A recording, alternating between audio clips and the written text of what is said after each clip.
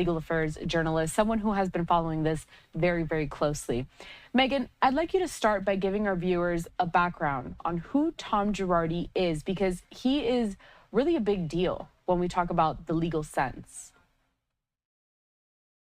Yeah, he was a prominent lawyer in Los Angeles for decades, and really the nation. He was the leading attorney, a leading personal injury attorney. He would represent plaintiffs in lawsuits against big companies, but he also specialized in class actions and mass torts. These are really big lawsuits with many, many plaintiffs, sometimes thousands of plaintiffs against large companies. He had a ton of resources. And then also in California, he was really influential in the judiciary. He had a say in judge appointments, and he was just considered kind of the go-to guy in Los Angeles for the judiciary and the legal community.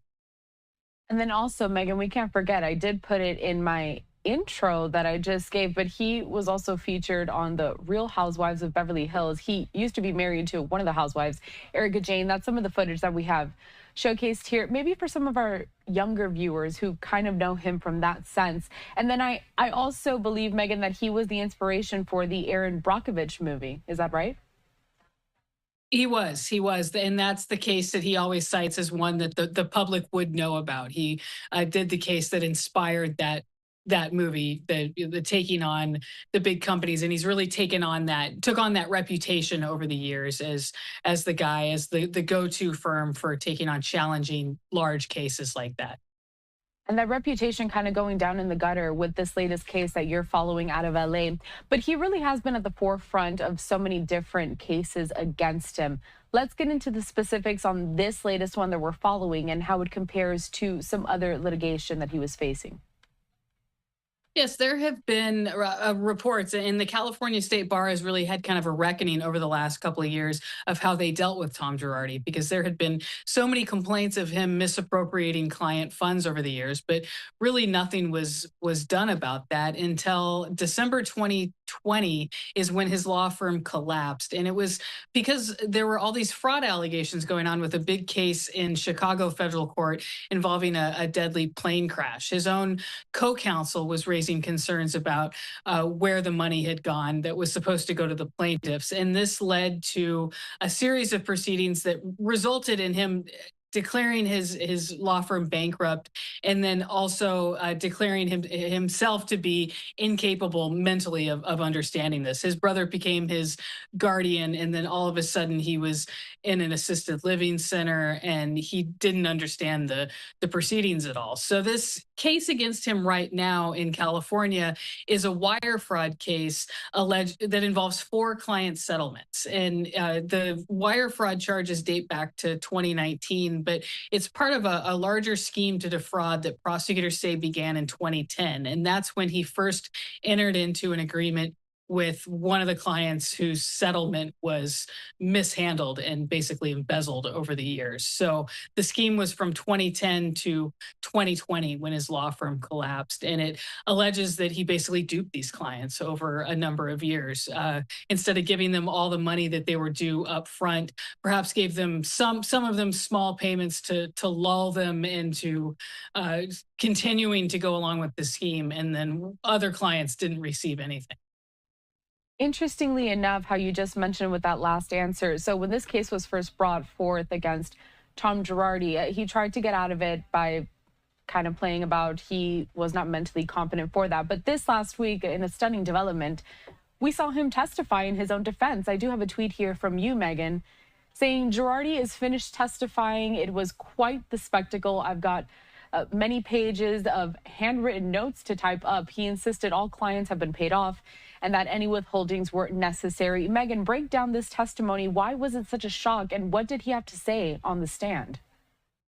Well, his lawyers have said that he's incapable of defending himself, that he's not mentally competent to be there. The judge ruled that he's feigning his mental state, but this was the first time that we've really heard public comments from him and any kind of public statements since the demise of his law firm. And while he very steadfastly said that all clients basically got what they deserved, I don't think his testimony helped him. And I think it was definitely against the advice of his counsel, because he was also saying fantastical things. And he's saying that he wasn't in the courtroom when clients testified, and that, he doesn't know anything about these theft allegations that have been aired out in detail in front of him while he's sitting there in court. And I think some people would say that the aim of his testimony was to really try to drive home to the jury that he's not all there, and he's trying to drop hints that he was talking about. I just wanted the money to go to my hardworking staff. And of course, part of his defense is that his staff was taking advantage of his declining mental state by embezzling money themselves. One in particular, who's actually charged with crimes alongside Girardi. He's just not on trial too. It's the law firm's accountant, Chris Kamon. The defense has really been pointing the finger at him. So I think Girardi's overall statement that all clients got everything that they needed, that they were owed, and that he doesn't know anything about this. It's not, it doesn't, the idea that clients got what they were owed doesn't match the facts. But I think him saying that could be part of an effort to drive home to the jury that he is not mentally well and that his staff took advantage of him. Whether it actually played out that way remains to be seen, but it was remarkable to me how lucid he sounded and how with it he sounded. It seemed like he had kind of a selective memory about certain things. And it's just a matter of, is the jury going to buy this, and what are they going to think of his testimony?